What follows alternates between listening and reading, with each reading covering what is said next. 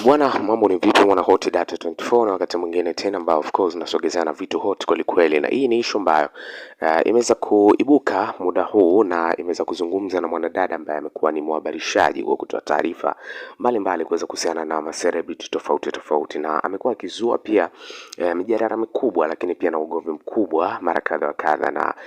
tumekuwa tukiona kiingia kwenye kwaruzi hizo kwa kipindi cha muda mrefu, na si mwingine bali ni Mange Kimambi. So siku leo kuna kitu ambacho ameweza kukifanya, na hiki pia kimechukua attention kubwa sana, lakini leo ni kama vile ameenda tofauti na vile ambavyo huwa anafanya. So biggest issue ambayo ameweza kuifanya bwana, ameweza kuingia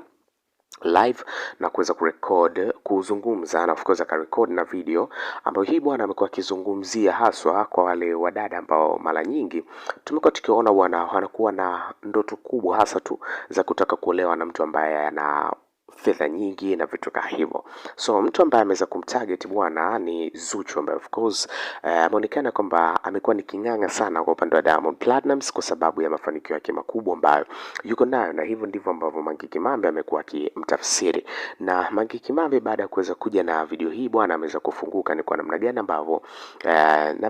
wanawake wengi wamekuwa kiteseka, na mwisho wa siku wanajikuta wapo kwenye mazingira ambayo ni magumu sana pindi ambapo wanakuta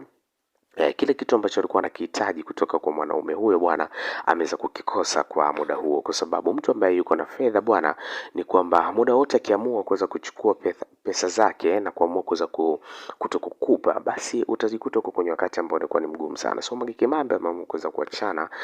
haswa dada wengi ambao wamekuwa kidepend haswa kwenye zile pesa ambazo mwanaume 100% yuko nazo. So akawahitaji kuweza ku make sure kwamba wasitegemee utajiri wa mwanaume kwamba wao ndio ambao utaweza kuwafanikisha au ndo wataweza kujipatia mapenzi zaidi, kutokana na kwamba anakuwa anampatia mapenzi mwanaume anakuwa anampatia pesa na vitu kama hivyo. So imekuwa ni issue ambayo imechukua nafasi kubwa sana. Kiasi kama bado hujafanikiwa kusubscribe au YouTube channel ya Hot Data 24, ni wakati wako kuweza kusubscribe, kucomment, kulike na kushare, kwa sababu Hot Data 24 inakupa kitu ambacho roho inapenda.